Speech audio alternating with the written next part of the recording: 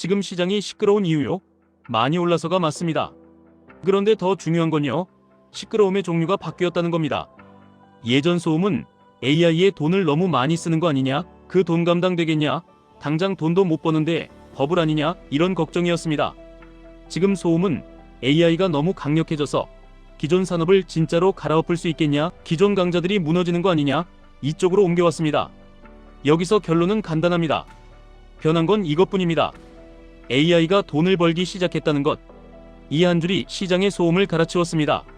대체 우려가 커졌다는 건 반대로 말하면 AI가 유료로 쓰일 만큼 강력해졌고 실제로 기존에 돈 주고 쓰던 걸 대체할 만큼 성능이 올라왔다는 뜻입니다. 그럼 이제 AI는 유행이 아니라 비즈니스 모델이 됩니다. 시장은 그 순간부터 하락을 이야기하는 게 아니라 질서의 변화를 이야기합니다. 질서의 변화에서 제일 위험한 행동이 뭔지 아십니까? 깨지는 유리병만 보는 겁니다. 사람들은 부서지는 쪽만 보고 공포에 빠집니다. 그런데 그 자리에 플라스틱 병이 나오고 스테인리스 병이 나오고 그걸 만드는 회사들이 뜨는 걸 못 봅니다. 시장은 항상 누군가를 무너뜨리고 누군가에게 몰아줍니다.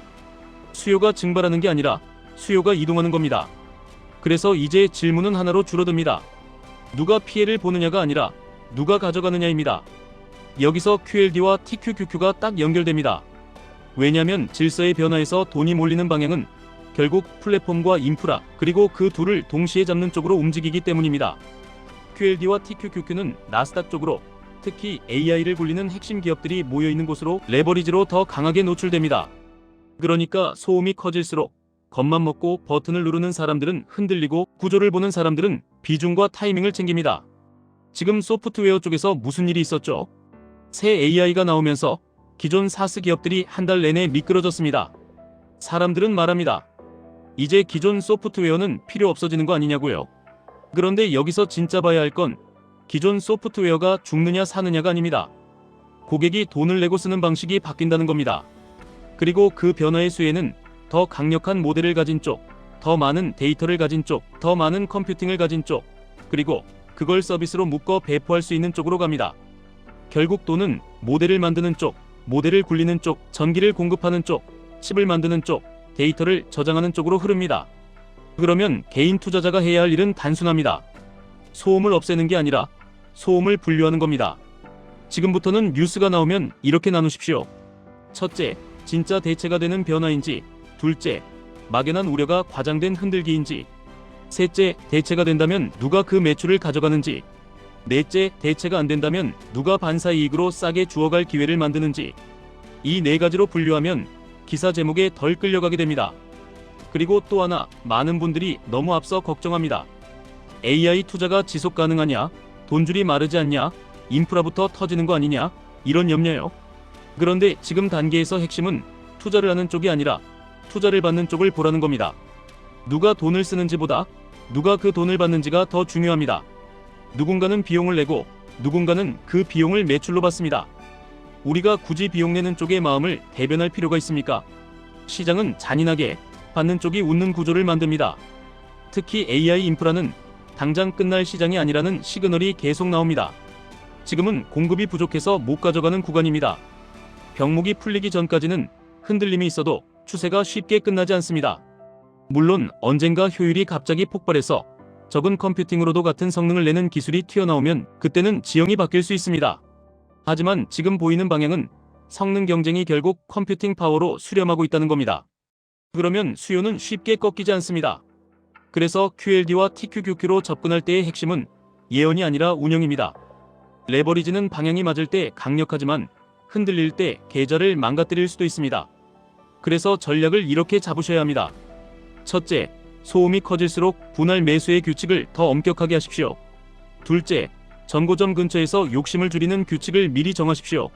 셋째, 하락을 피하는 게 아니라 하락을 견디는 구조를 만드십시오.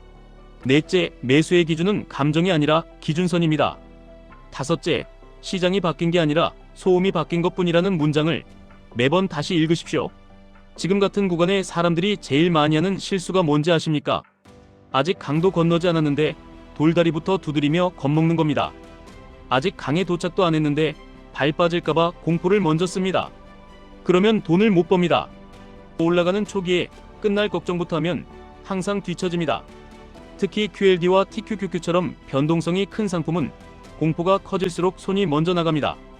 그래서 오히려 초기에 더 중요한 건 내가 무엇을 모으고 있는지 그 구조를 이해하는 겁니다. 나스닥이 왜 강한지, AI가 왜 돈이 되는지, 누가 이익을 가져가는지 이 세 가지만 잡으면 됩니다. 그럼 이렇게 말하는 분이 꼭 있습니다. 지금 너무 오른 것 아닌가요? AI 버블 아닙니까? 사스 무너지면 나스닥도 같이 무너지는 것 아닙니까? 레버리지는 결국 언젠가 계좌를 태우는 것 아닙니까? 이 말들 다 이해합니다. 그런데 답은 하나입니다. 상승장에서는 항상 끝을 먼저 걱정하는 사람이 많고 그 걱정이 조정 때마다 기사로 반복됩니다. 그래서 필요한 건 예측이 아니라 조건입니다. 무엇이 깨지면 내가 틀린 것인지, 무엇이 유지되면 내가 유지할 것인지 이 조건을 정해두는 겁니다. AI가 돈을 버는 구조가 유지되고 인프라 병목이 유지되고 핵심 기업들이 투자를 줄이지 않는다면 소음은 소음일 뿐입니다. 반대로 효율 혁신이 갑자기 터져서 수요가 줄고 투자 축소가 현실로 나오고 매출하가 꺾이는 신호가 나오면 그때는 비중을 줄이면 됩니다. 또 이런 말도 나옵니다. 그럼 뭘 사라는 거냐? 여기서 저는 단일 종목 찍는 이야기보다 구조를 말씀드립니다. 플랫폼을 가진 쪽, 모델을 가진 쪽, 칩과 전력과 데이터 센터로 연결되는 인프라 쪽, 그리고 그 생태계의 이익을 넓게 받는 지수 노출. 이 네 가지가 질서 변화의 중심입니다. QLD와 TQQQ는 그중 지수 노출을 레버리지로 가져가는 방식입니다. 그래서 개별주 예언이 부담스러운 분일수록 오히려 지수로 구조를 잡고 규칙으로 운영하는 게 낫습니다. 마지막으로 한 문장만 더 붙이겠습니다. 시장이 무너진다는 말이 들릴수록 꼭 이렇게 생각해 주십시오. 누가 피해를 보면 누가 수혜를 봅니다. 그 수혜의 방향이 지금은 AI의 매출화, 그리고 인프라의 병목으로 이어지고 있습니다. 소음이 커질수록 흔들리는 건 가격이지 구조가 아닐 때가 많습니다. 구조를 보시면 QLD와 TQQQ는 공포의 뉴스가 나올 때마다 오히려 계획을 점검하게 만들어주는 도구가 될 수 있습니다. 무작정 들고 버티라는 말이 아닙니다. 규칙을 가진 사람이 되시라는 말입니다. 지금까지 1분 투자 하이젠버그였습니다.